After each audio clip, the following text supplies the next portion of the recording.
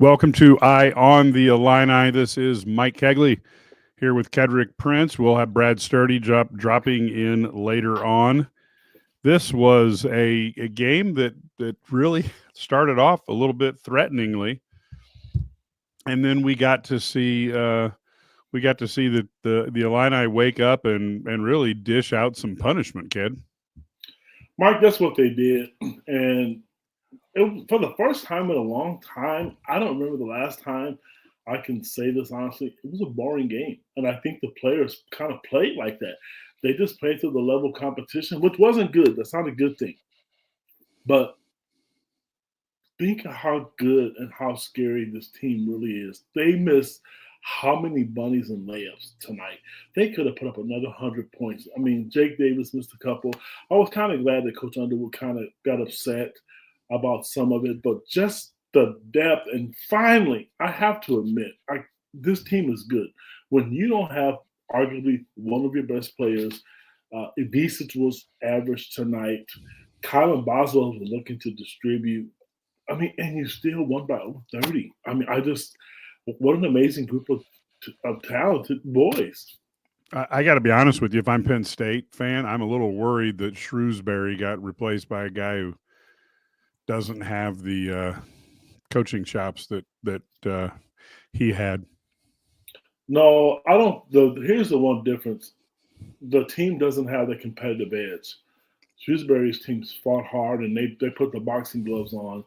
They would have lost to Illinois tonight because Illinois is just a better team, but they wouldn't have hung up. Illinois wouldn't have hung 91 points on the board against them, and I can pretty much assure you that they would have scored more than 52 points.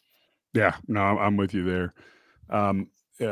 Here's an interesting Illini stat and notes. Tonight marked the third time since 1938 and 39 that three Illini have scored at least 20 points in the same game.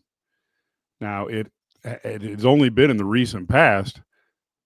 It was 2016 against Rutgers. You had three guys scoring that much. Who was 2024 against Minnesota last year, and this year at Penn State. So 2 out of the 3 of those times that happened, it was Brad Underwood teams. So part of it's obviously the evolution of basketball, and then the other part is the coaching that they receive and the focus on going straight up at the going straight at the looking to score and playing that aggressive style. We'll take a couple comments here early on because I do think there's some interesting thing. I'll be honest with you. I don't put a lot of. I'm different than most people. I don't put a lot of emphasis on body language and facial expressions because guys like Dan Marino, when they competed, they just spent the whole game yelling at everybody. So, yelling at everybody is not generally a great thing. And he won plenty.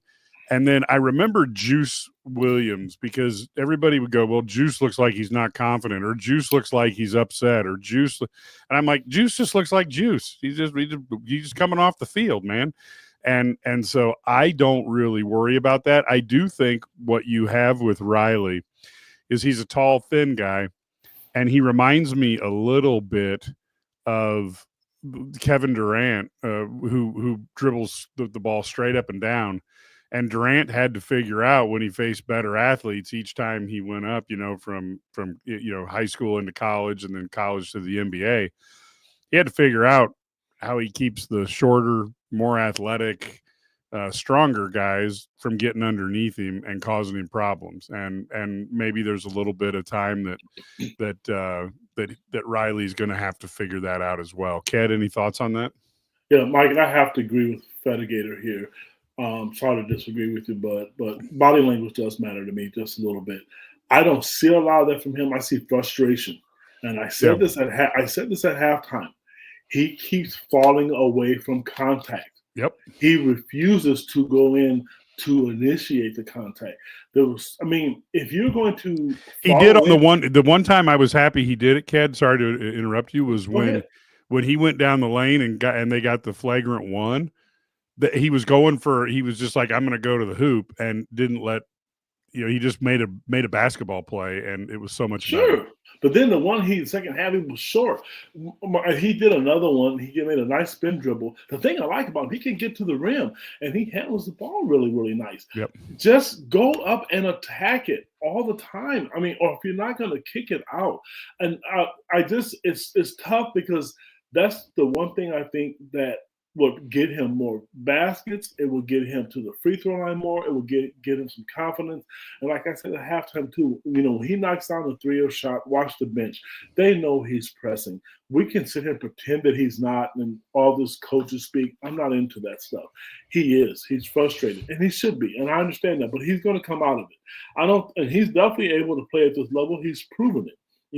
Right now, my biggest thing is I'm really impressed with how well he can handle the basketball at 6'8". Just imagine. That's why I guess the scouts like him. You think he's going to go through the rest of his career not making shots like that? It's not going to happen. He's obviously going to get stronger, which is natural because he's going to become older. He's not built like Morez. They're just two different body types. But again, I think that's something he needs to really, really focus on. The shots are falling. Like I said to you, there was a couple he shot in the corner, like they rolled in and rolled out. He's not that far off.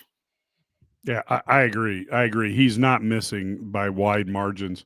And then the other thing that people are kind of talking about is Andy Katz talking about Ty Rodgers is taking a year off to get to be a better point guard so that he can take over for KJ next year. There's no relationship to what's happening with Ty Rodgers versus Sincere Harris. Two different people. They had two different assistant coaches that were here that brought them in. But I don't want to let my Sincere experience, affect Ty, but it seems a little bit of a stretch. You see the red shirt, you almost think, well, Ty probably won't be back next year, but I don't know. I guess we'll have to wait and see if Katz, his reporting is accurate or not. Mike, I want to comment on this. And this, obviously, I work for Illini guys, and I want everybody listening to subscribe to our website, to our company. But I want all the listeners out there to understand this. If you really want to know what's going on within the programs, you have to subscribe to people or follow people like us. We are in the trenches. This is no disrespect to Andy Katz or to John Ross Sr., any of the national guys. But if they get the press releases like we do. And if the press release says Ty Rodgers is going to redshirt because he wants to work on his game, Andy Katz is going to report that. It's people like me and Brad and the other local guys and Matt Stevens who know the ins and outs. I'm really sorry. And Andy Katz did exactly what everyone else is going to report. But if you know the ins and outs of the program and talk to people, I'm not saying that Andy Katz is wrong, so please don't put those words in my mouth. But you're not going to get the in-depth details. And here's how I know that, Illini fans. Some of those national guys will ask us. If you don't think I've been asked by national guys who follow recruiting, on my Twitter page, I'm not looking, or X page, for people to be my friend and subscribe to me. But I have over 21,000 people who follow me. That means there's a lot of national guys who will send me messages. So because they report it doesn't mean that they know accurately what's going on. Sorry about that. Yep. And I'll throw in something. We do a couple radio shows, and Andy has been kind enough to come on our big sports radio show, our Big Ten show. And when he makes a promise, he's kept it. There've been times that he is literally the only time he had free to pre-record a segment might be 11:30 at night, and if he promises to be on, he makes it there. So we, I'm not trying to throw any rocks, but you always want to be reporting things as accurately as possible, and we'll see if that story is accurate or not. Only way we'll know is go into the future. And he's a good guy, Mike. Sorry, he is a good guy. Yeah, he will respond to you. He's very respectful, and to a point, I think he's a big Illinois fan. If you look at all the national media every year, so they will always leave Illinois off. He will somehow find a reason why Illinois should be in the top 10, top 15, or at the top of the Big Ten. So I'll give him credit for that. Yeah. So he's at least willing to take a look at it. There's other people, there's guys like Seth Davis that I don't even know if he could tell you much about the Big Ten other than the name of the teams. So again, it's yeah, it is what it is. Let's go down and take a look at this because I think there was some statistics that were pretty interesting. Morez, 20 points, 11 rebounds, so another double-double for him.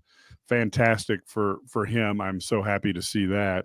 And then we also have, obviously, you had Trey White, who I got to be honest, Ked. Say it, Mike, because I'm going to say it if you don't. He's damn near the MVP of this team the way he's been playing the last couple of weeks. Go ahead. Tell me why. Mike, tell me why you were going to say that, Ked. Mike, because all the attention is on number 32. It's on KJ because he's the NBA guy. He's the lottery pick. He's the focal point. He's the guy that every NBA analyst, every play-by-play guy that comes on, that's who they talk about. And they talk about Ivica. They talk about Will Riley. They talk about Ben Rickhouse. But look at Trey White's stats. This guy's been over 15, 16 points the last 4 or 5 games. And he is just – to me right now, next to Kylan Boswell is the best – Kylan Boswell, is the best on-ball defender. Trey White is dangerous and offensively and defensive, and he rebounds. People – felt when they recruited him, like I said before in the past, he was a guy that was just a throw-in body because he went to Louisville and he lost. He transferred from USC. But I'm telling you, Trey is solid. He had 20 points tonight, 7 of 12 shooting, 5 of 5 in the free throw, and he has 7 rebounds. He is quietly getting it done, but all the attention is going to everyone else. If you don't have a Trey White, some of these wins wouldn't be there. And I'm just really, really sorry. This team is good. The ceiling is high for them, and you cannot overlook him. Like right now, everybody's excited, and me too, for Ben Rickhouse. But Morez Johnson, a double-double. But nobody ever really gives this kid credit. And I'm going to tell you, if he ever gets in foul trouble or he struggles again, you're going to see something different with his team because he is quietly getting it done, Mike. Well, he was pressing early on when he started here, and now I think he's found out that it's okay to have a mid-range game, and he is certainly starting to assert himself, and he's playing with a confidence that he should have after playing at USC, after playing at Louisville. He's earned his bones, so to speak. And I think getting him out on the court, there's times when I think he looks at things and says, we're cold from the 3. I'd better do something. And I have been totally floored the last 4, 5, 6 games, how effective he is. Now we talk about Rickhouse. He was within one board of having a double-double himself at 21 points, 9 rebounds, 5 for 9 from the 3. And then the nice thing about that, he was 3 for 6 inside the 3. So he didn't limit himself just to 3-point shots. Mike, who said it? Getting him some easy baskets, get his confidence going, get him a couple layups to get to the free throw line. You and I both said it. So I'm not that they're listening to us. My point is, this is what I said about Will Riley, what I would do for him, and it worked for Ben. You made a comment about Trey White early in the season. That was a guy trying to find his role on the team. There's 2 players, Kylan Boswell and Trey White, just said, forget it. We're just going to play basketball. We're not going to come out here and overthink things. And you've seen the light turn on with both of those guys. Yeah, I totally agree with you. And I do think that is something that keeps him he's rocking and rolling in terms of getting his mind right, and he's really allowing himself to play without pressing. And when you can do that, he's just out there having fun. And I thought Morez looked relaxed today as well. And while Conan, I want to call him Niederman because all the 80s, movies, but Niederhouse, he wasn't the greatest offensive player, but I thought defensively he was decent. And, Morez caused a lot of problems for anybody. And I will tell you, Ked, what I loved is I could pull about 4 or 5 times out where he got a rebound with somebody on his back because he blocked them out. As good as Morez is, with all the talent, he still blocks people out. And so many guys just go to the ball and occasionally get beat there and they can't figure it out. You can tell that Ty Slaughter, and the guys at Mean Streets really gave him fundamentals in terms of defense and in terms of rebounding that are paying off and paying dividends now. Mike, Sean Morris is an old school basketball player, and he did a lot of talking tonight that made me think, gosh, do I want to coach again or not? Because here's what you get from Morez Johnson. You heard Sean Morris say he jumps off 2 feet. People don't do that anymore. Okay, they just don't. If you want to know why Morez Johnson, I'm going to give a cheat code to every Illinois person listening to this podcast. If you want to know why Morez Johnson is such a great rebounder, he is the one guy, maybe Trey White, that when they go get a rebound, they get it with 2 hands. Most guys get a rebound with 1 hand or go after it with 1 hand, and if you're not strong enough, it gives the other person or the defender a chance to knock the ball away. That's why you don't lose the ball with Morez Johnson. Here's a cheat code. You want to know why Morez blocks shots? I used to teach this to my kids all the time. If you're a right-handed shooter and you want to block shots when you're on defense, block it with your left hand. If you watch when he blocks shots, 8 times out of 10, Morez gets it with his left hand. And here's why.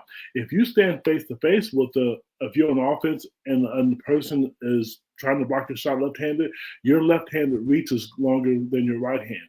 Morez has been taught all those things. That's why he blocks shots the way he does at the peak of the shot, and that's why when he gets a rebound, you're not taking it from him because he grabs it with 2 hands. There's so many guys on this team, I'm not going to call their names out, that gets it with one, that will go get a rebound with 1 hand. That's why Morez is so effective at it. He is a throwback basketball player who looks like the Hulk out there, and he's 18 years old. He's just physically big, and he's a throwback. You don't see guys play like that anymore. No, and you got to go back to what you see out of Mean Streets. You and I both, had the fun of coaching against teams like Mean Streets and Mac Irvin Fire, and down in Dallas, we go up against the good teams, the Showtimes and all the big teams down here, and Georgia Stars and the Atlanta Celtics. And I'm telling you that Mean Streets, particularly on the defensive end, may be the best Coach AAU program there is. You know what? A lot of AAU coaches get a bad rap for how they play. I mean, I coached high school basketball, and I also coached AAU basketball. I didn't forget how to coach, and there was a light switch when I left high school to AAU basketball. You still have to teach fundamentals.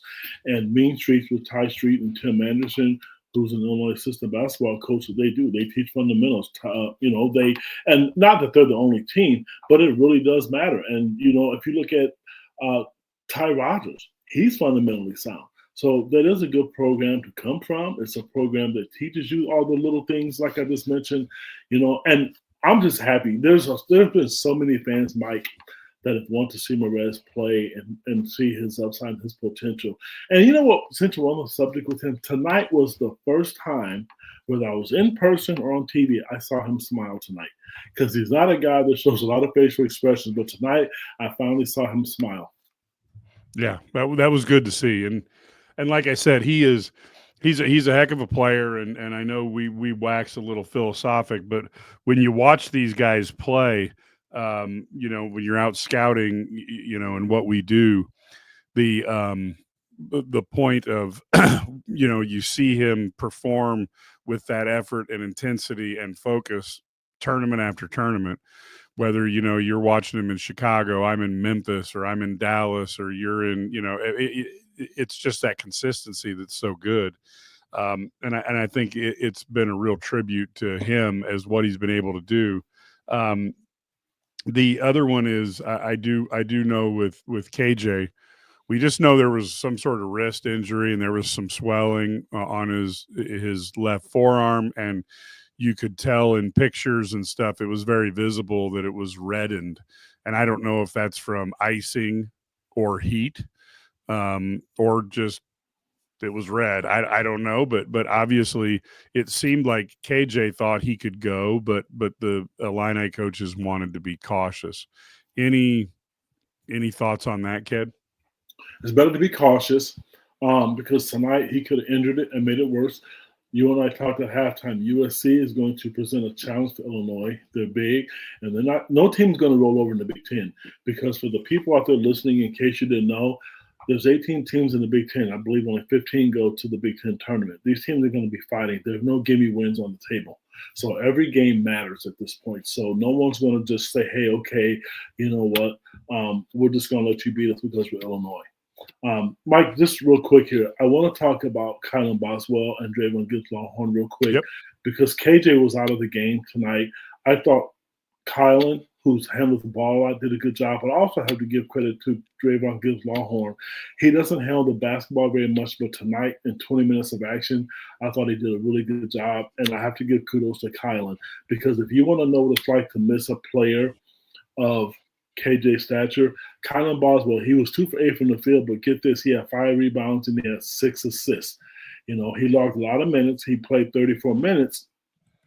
And having said that, he was effective rebounding and getting the ball out. One of the reasons I think Illinois is such an outstanding team is the way they rebound. Rickhouse had 9, Boswell had 5, Riley had 6 rebounds, and B6 and White both had 7, and then you had Big Merez with 11. I mean, they really rebound. I mean, they make it tough. And the good thing about the guards rebound. Brad Underwood has always made his guards rebound. And I don't think people understand how important it is because, and I remember him forcing it with Io. He kept saying, Io, if you want to be complete, you have to go rebound. And in his second year, he made that a cautious effort to go out to go get rebounds. Yeah, and I do think Illinois has had some spectacular rebounders headed up by Kofi Coburn, but this team across the board might be the best rebounding team we've seen in a while from the Illini, and Underwood's a good coach for getting his team to rebound. He is, and one of the things I tweeted out, Mike, and I know you're the host on this show, but I mean, let's be honest. I'm going to take off my orange shades. How good do you think this team really is? I mean, a lot of people nationally, and I just talked about them, covering Illinois, but do you really believe this team could go as far as last year's team did, and if so, why? I actually believe they could go without injury. So already we're in a little bit of a risk area. But on a night that this team is hitting, this team has more shooters than any Illini team I can remember for quite some time. And if they are all hitting, they could play with anybody. Now you want to see Ivisic move around a little better than he is right now, and you want to see Morez get some minutes and not. I mean, he got another one of those phantom fouls. But again, this team, when they're hitting, they can stretch you out. And now all of a sudden it's like playing the Golden State Warriors where you've got your whole team playing at 21 feet. And now the lane's wide open, which opens up for drives. And it also, as you know, Ked, the playing from out there, it gets you all sorts of crazy rebounds. So I think they could potentially, on the right night, they could beat last year's team. Yeah, and one of the things, like you just mentioned, spreading the floor, that's why Trey White is so effective. And Kylan Boswell. Think of how many times both of those two players get to the basket, Mike, and they do it with ease. And then you got the mini booty ball action from Ben Rickhouse. He's not as good at it as the master was, last year. But point being, I mean, the floor is spread. And that's what Brad really wanted. And kudos to him and his coaching staff. I heard someone mention this the other day, and I can't take credit for it. I forget who it was. This guy lost 80% of his scoring, built a brand new roster.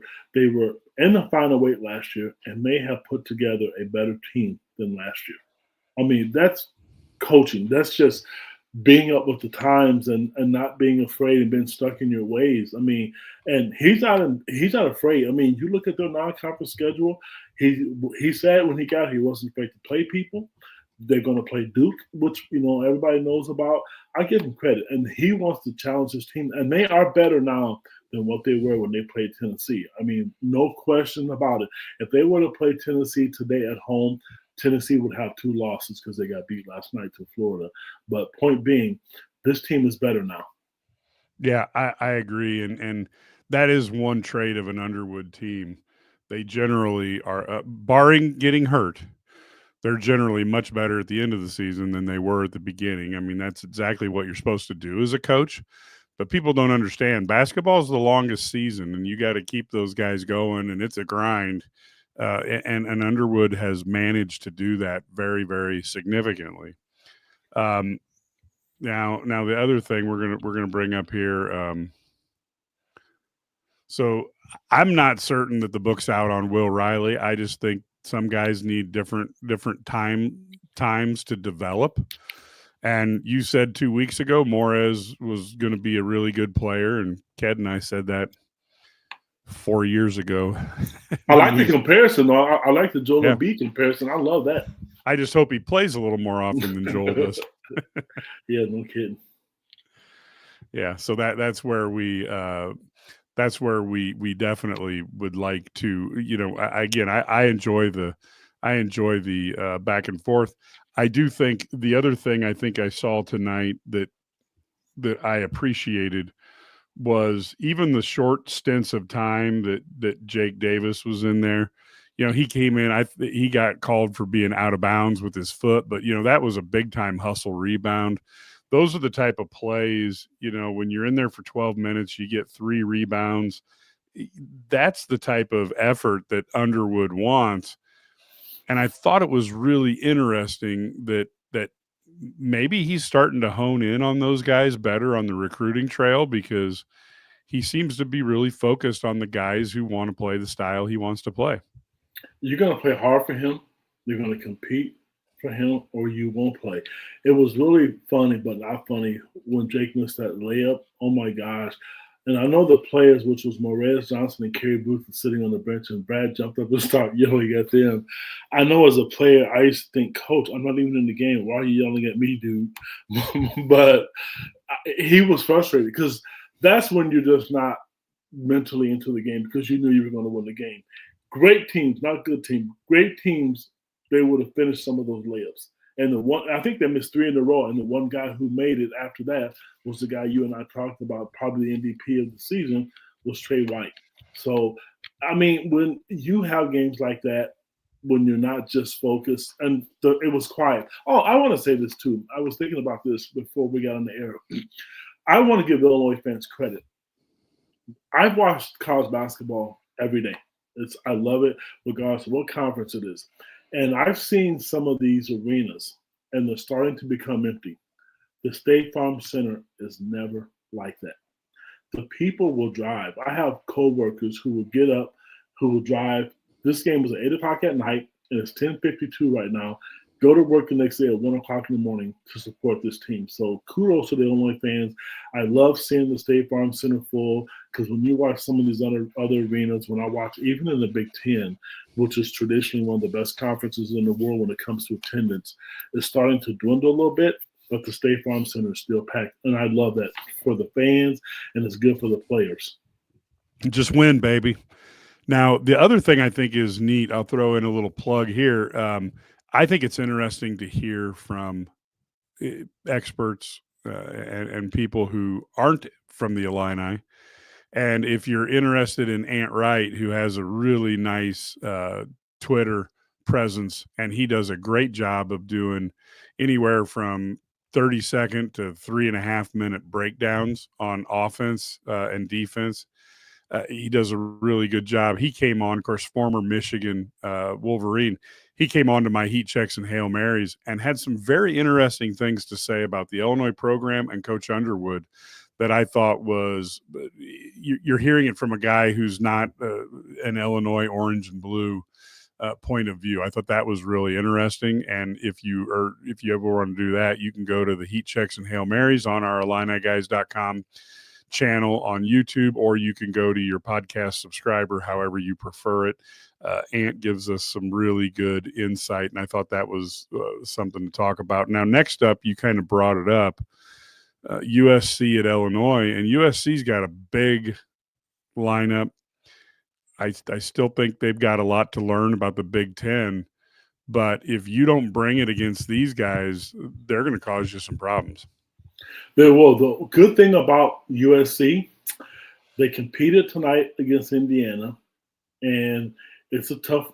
This is their Midwest road trip, as we call it. Illinois, when they were out there, it was their West Coast road trip. It's going to be tough, and it's 11 o'clock game.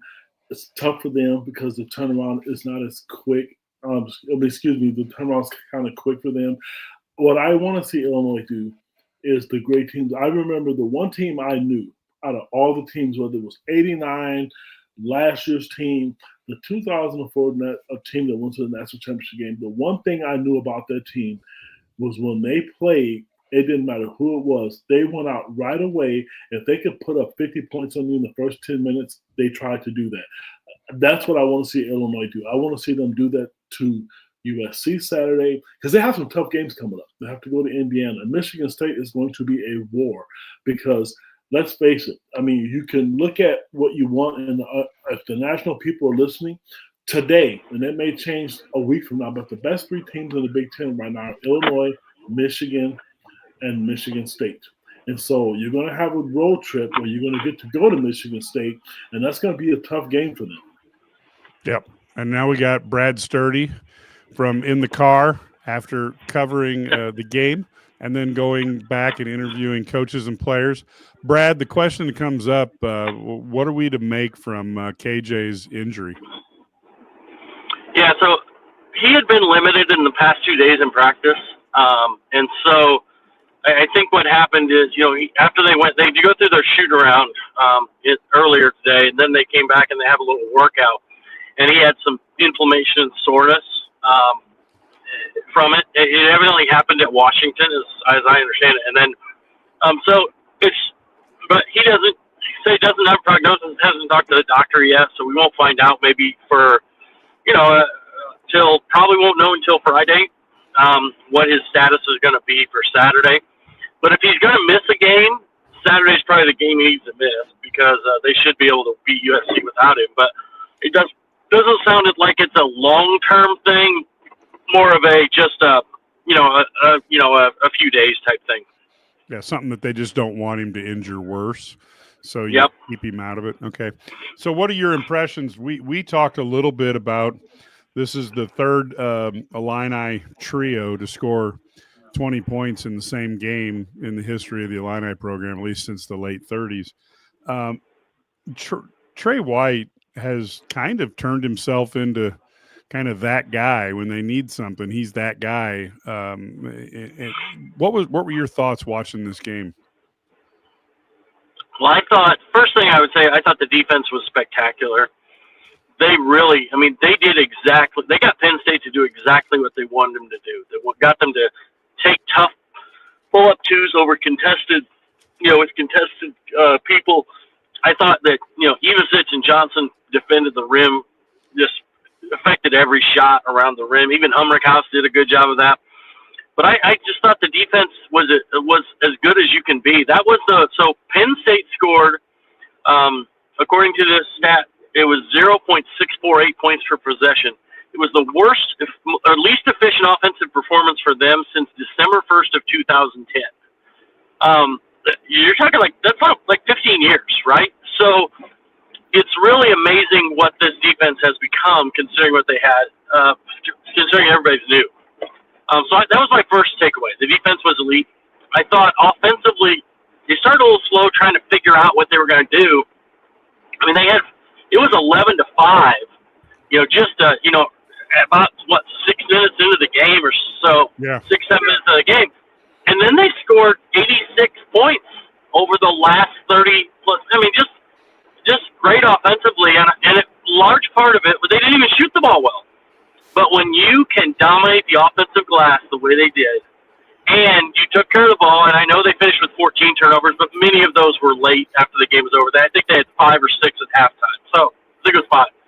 So this is the kind of, but you're going to do that. If you dominate the offensive glass, it's hard for teams to get stops. And I thought their offensive rebounding was just excellent. And then, you're starting to see why Ben Humrickhouse was so coveted, why they love Trey White. You mentioned him. I think he's been great. He just does it at the end of the game. Oh, Trey White has 20. Oh, good for him. Good job. And you don't even know. I mean, you're just like a quiet 20, and then Morez Johnson is just a fantastic freshman. I think he's probably a little underrated by people. He's so good. We've talked about it many times. He affects the game so much. Getting better about figuring out how not to foul.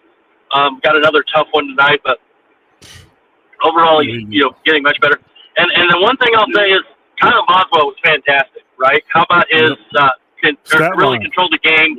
I know he had some turnovers, but I thought he was great defensively, and just when you don't have basically played the first, I think it was 32 minutes of the game before he took a break.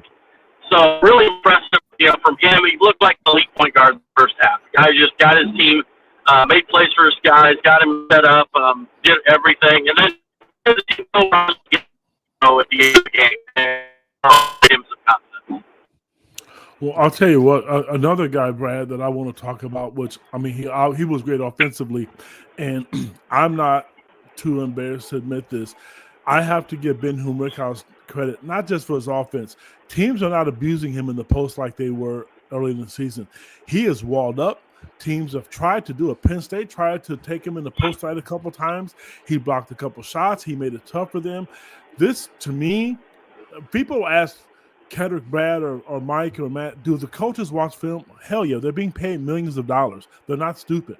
They know, and I give them credit because for the last few games, starting at Oregon, not just because he shot the ball well, Ben makes it tougher now. You're not able to just go down there and just put him on the block and the spin cycle and just score on him. He is making it difficult. This team is growing up right before our eyes. Yes, offensively, they're doing well. We talked about the stars. You mentioned Kylan Boswell. We talked about him earlier, but he had 5 rebounds and 5 assists or something like that, Brad. There's so many little things that this team can do that there's so many different options and weapons. It's scary.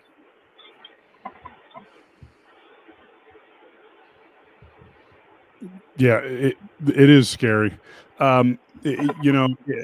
Anything, Brad, that you saw, Ivisic seems to be moving a little slower. Is he nursing any type of thing, or is it just a little bit of fatigue and getting used to the schedule and the play here in the U.S.?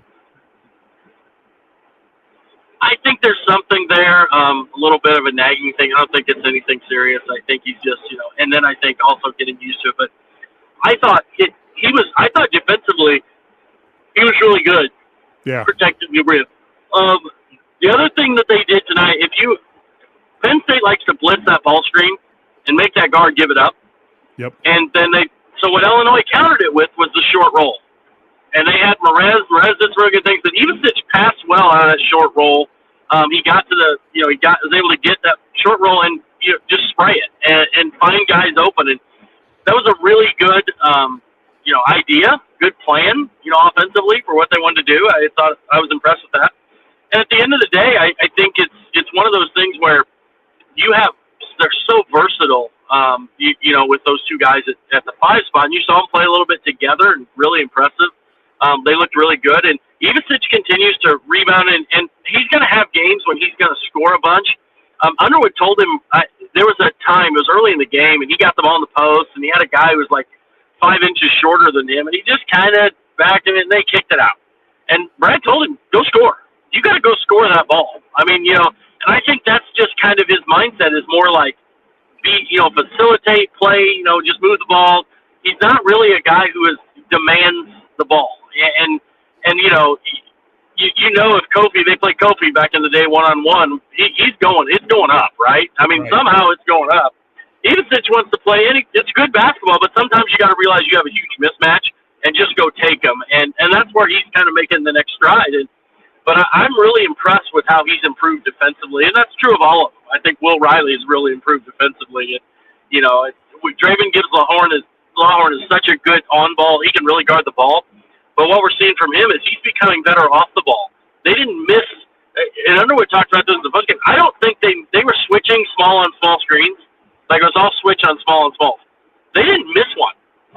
Like, I don't think they had one where they actually missed one or lost a guy or whatever. In 40 minutes, in 80 possessions, to not do that, that's pretty impressive. Brad, any final thoughts on that? And then I'm going to switch subjects on you guys. And you guys have no idea what I'm going to talk about. No, I mean, I just think it was a really, I mean, this is an elite performance. Teams, they're up to 7th on Ken Palms. They're number 6 defensively, 19th offensively. I would say in the NCAA net, they may be top 5 tomorrow. They were 8th coming into today, and they may move up a couple, 2 or 3 more spots. So pretty, they're in a really good spot. You're talking, if they win Saturday, they're probably going to move up, be in the top 10. You're talking 1 and 2 seed line type of team, and that bodes really well for the NCAA tournament. Ked, any final thoughts on the basketball side? No, I just, like I tweeted out, this team is scary, scary good. I can't wait to see the day, I guess we kind of saw when they played Oregon, when they're all clicking together again, because what you saw that night is what you're going to see in the NCAA tournament, hopefully at some point. Well, I want to see them do that to a Michigan State or to a Michigan when they're playing really, really well. I'm happy for the team, happy for the coaches and fans. It's a great team. Enjoy it, because these teams don't come around very, very often. Perfect. Yeah, this is I really believe we are, as Illini fans, we are in a great place because we got such an exciting football season, and now we're getting a basketball season. This reminds me of the 80s. I got to be truthful. I talked about the 80s belong to the Illini, and we need the 20s belong to the Illini. This looks like that same type of situation where you would have a Illini team that goes to the Rose Bowl and then an Illini team that goes to the Elite Eight or something like that. And boy, those are great years that we look back on fondly. And hopefully under Josh Whitman, they'll come around more often than they did in the past. Taterhead's going to be at Saturday's game. So Taterhead, just make your way to find Brad and Ked. They'll be down there in press row. Yep. Just yell Taterhead, and people will wonder what's going on. But Brad and Ked will go, "Oh, there's Taterhead." Let's switch over to Ked. There was a wide receiver commit 2026 from DeKalb. You want to give people a little bit of insight on what you wrote for Illini guys today? Well, not only what I wrote, but during the game, I was interviewing him. So tomorrow, if you subscribe to Illini Guys, you're going to get some really good quotes from this new receiver, Devon Grant, out of DeKalb, Illinois. He's a 6'4", 200-pound wide receiver who, I'll give you a little tease, Iowa and Minnesota, they were recruiting him, and they were going at him really hard. But then this week, he had a conversation with Brett Bielema. I'm not going to tell you what he said. You have to read about it. Brett Bielema is becoming a masterful recruiter, and he was extremely impressed with what Bielema said. And then also the fan support, the media coverage that the University of Illinois received this year, all played a big impact on him. So tonight they got a big commitment from him as well. I think that was huge. Also, I was able to talk earlier today to another kid who received an offer from Illinois. His name is Javon Allison, who is out of Florida. Imagine that, a kid from Florida who's interested in Illinois. So those are things that you're going to get from Illini guys. And I'm not going to steal Brad's thunder. I'm going to let Brad Sturdy talk about who was at the game tonight and how big of a recruit this kid could be. Yeah, one of the top football players in the state, J.C. Anderson from Mount Zion, 6'7", tight end.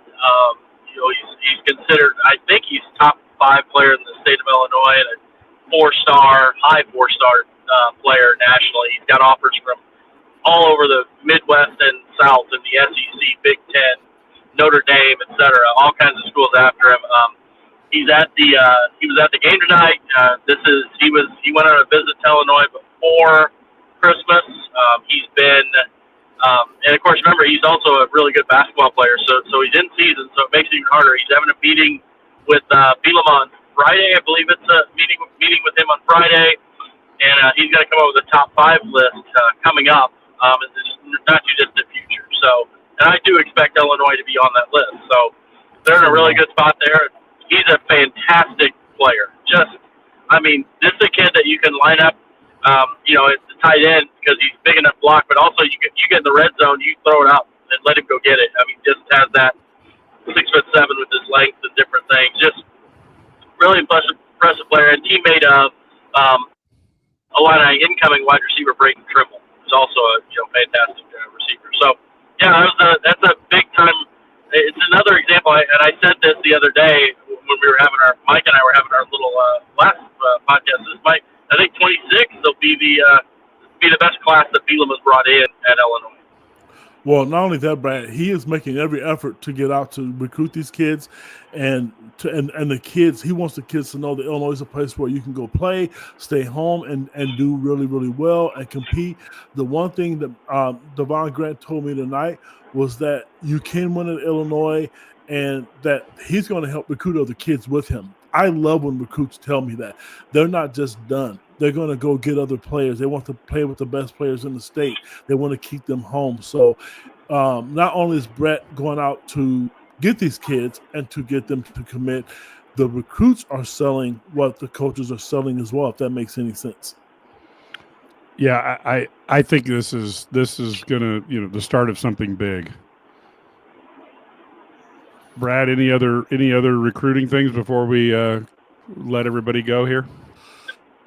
Well, I mean, I think those are the kind of the bigger ones. I think Illinois, you've seen a ton of offers come through the football program of late.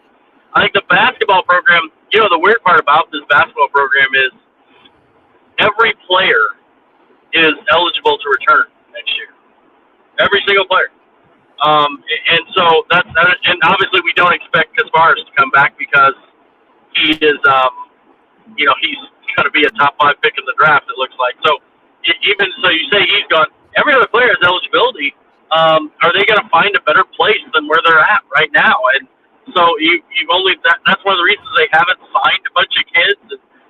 But at the end of the season, they're very active with the kids from Europe, and they're going to be very active in the portal again to fill whatever they need, depending on who leaves. So although there's not a ton of news right now, most of their recruiting efforts are in Europe, and also you'll see some coaching changes too, where a guy gets fired and he's got a really great commitment, and a kid who signed with them, and these kids can leave whenever they want now. So it'll be very interesting to see what they come up with and who stays and goes, because it's hard to imagine that nobody leaves, but at the same time, you can't recruit extras, especially now with the whole roster, including walk-ons, at 15 going into next season. So it's going to be a very great offseason, and we will have a lot of portal combat at the end of this year, too. And we maybe have Euro portal combat, too. Yeah, so who knows? Does that work? If there's, and we'll be there Saturday, so we'll find out if there's some recruits who will be there Saturday. Hopefully, we'll know beforehand, and if so, we'll put it on our message boards for our fans to see. So I'm assuming since it's a Saturday game, there will be a really good chance that there'll be a couple, if not one or two for sure, that should be on campus, hopefully. Yeah, that'll be great. Well, I tell you what, Sturdy's driving home back to the big Sturdy Manor, stately Sturdy Manor on the in the middle of nowhere in Illinois. So we don't want him to be too dangerous driving and interviewing at the same time. But one of the things that we will say is IlliniGuys.com, 27 cents a day, $99 a year. This is the same that we started it when we started this on the 12th of January of 2021. We haven't raised our prices, and we would love to have more subscribers, because that just allows us to have the opportunity to do a little bit better coverage. It does cost money to fly to New York and gas to go back and forth all the time to these games. And we appreciate our subscribers who help those things be accomplished. But the main thing Ked talked about is we have the message boards where you can actually not only just read the stories, but you have the opportunity to connect with Brad, Ked, Matt, Larry, or myself, and have one-on-one conversation. Like, what did you mean by that? And why did you say that? Or I disagree with you. And we can have those type of debates. Plus, you have thousands of Illini fans from around the world that you can debate things with. And trust me, we will debate almost any subject as long as it's not politics. We talk all sorts of sports on there, so it's a lot of fun. please make sure you take a look at that. That's kind of the engine that runs everything. Then we have our Illini Guys Sports Spectacular radio show that's on across the state of Illinois. Go to IlliniGuys.com, hit the radio button, and you can see what station we're on and Friday or Saturday and what time. Tune in and let the station know that you enjoy our broadcast. That always helps us out as well. And, of course, any of our podcasts, whether it's the Eye on the Illini, whether it's the Illini Guys Sports Spectacular or our Big Sports Radio or my Heat Checks and Hail Marys or Sturdy for 30 or Ked's Recruiting Roundup, any of those that you can give us a 5-star rating and give us, a review is greatly appreciated. And finally, of course, the IlliniGuys.com channel on YouTube. More subscribers there, the better. We love to have folks there as well, and make sure that you go there and you can get a lot of our videos. If you have a strong enough stomach, that's good for you. But we will be back, of course, folks. We talked about this a couple different times. We will be back with another Eye on the Illini when USC takes on Illinois Saturday at 11 a.m. You can obviously go to Champaign-Urbana, or you can catch it on the Big Ten Network. We are going to be doing a halftime live. Both Brad and Ked will be at the game, so we're working on trying to find a guest host to be on there with me. We may surprise you, so you'll want to tune into that. And, of course, after the game, we will go a little bit longer between the post-game with the game ending and when we start it, and we will have both Brad and Ked on, as they will both have front row seats at the game. Until then, go Illini.